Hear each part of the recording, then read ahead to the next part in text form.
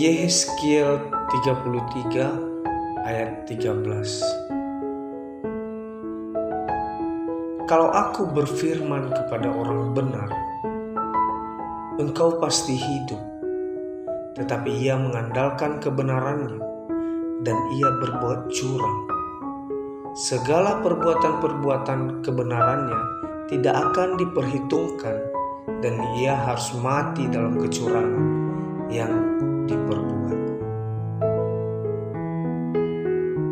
Berjaga-jagalah.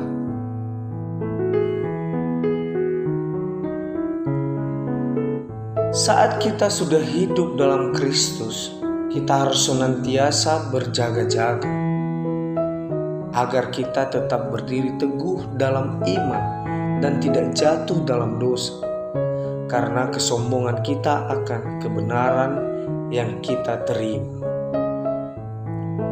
Marilah kita belajar untuk senantiasa rendah hati serta selalu berdoa dan berjaga-jaga supaya kita tetap hidup dalam kebenaran dan hidup di dalam Kristus, bukan mengandalkan kebenaran diri sendiri.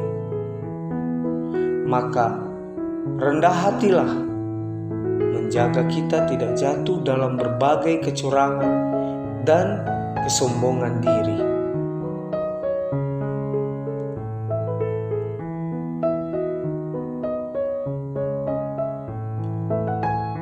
Yehezkiel 34 ayat 31. Kamu adalah domba-dombaku, domba gembalaanku, dan aku adalah Allahmu. Demikianlah firman Tuhan Allah. Tuhan adalah gembala kita. Tuhan adalah gembala kita yang memimpin hidup kita ke jalan yang benar. Dia juga yang membalut saat kita terluka,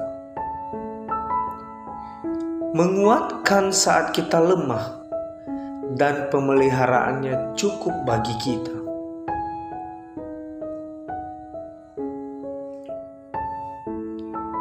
Marilah kita belajar untuk semakin menyadari bahwa Tuhan adalah gembala kita dan kita domba-dombanya, sehingga kita harus senantiasa dengar akan suaranya dan mengikuti jalan sang gembala, dan tidak perlu takut saat ada bahaya, karena Dia Tuhan yang beserta kita.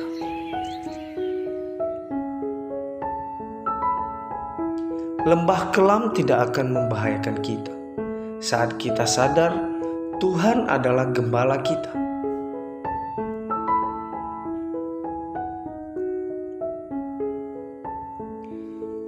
Yehezkiel 36 ayat 26.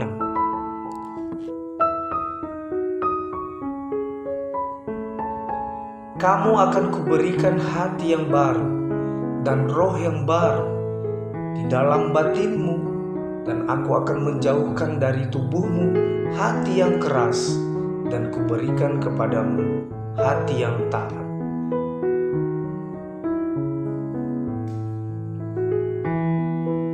Pembaharuan hati.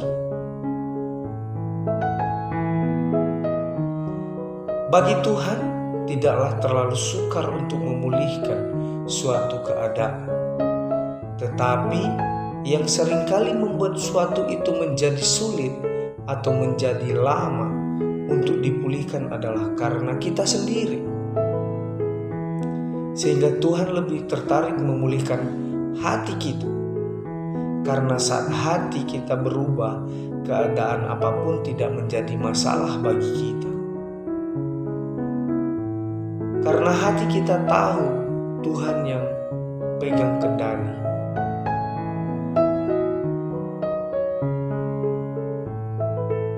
Marilah kita sama-sama menyadari Tuhan punya rencana yang indah untuk umat-Nya. Itu berarti Tuhan punya rencana yang indah untuk setiap kita umat percaya. Namun Sebelum semuanya itu terlaksana, maka terlebih dahulu Allah memuliakan hati kita. Saat Allah sudah memulihkan hati kita, kita siap menerima yang terbaik dari Tuhan.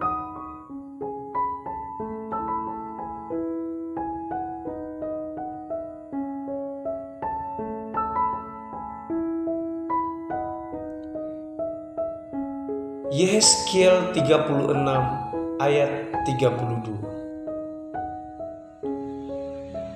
Bukan karena kamu aku bertindak, demikianlah firman Tuhan Allah.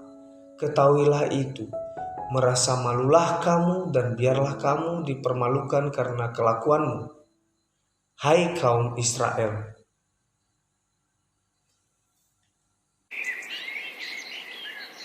Tindakan Allah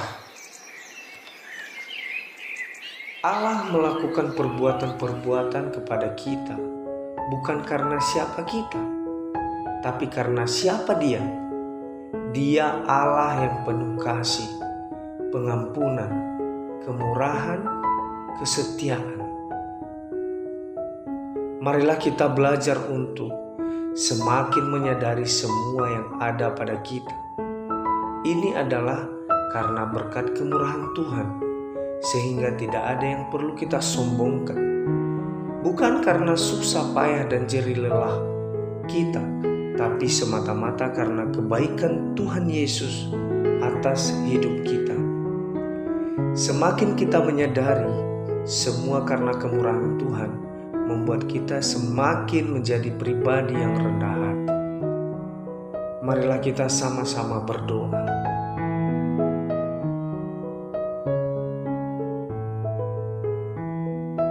Selamat pagi Tuhan Yesus.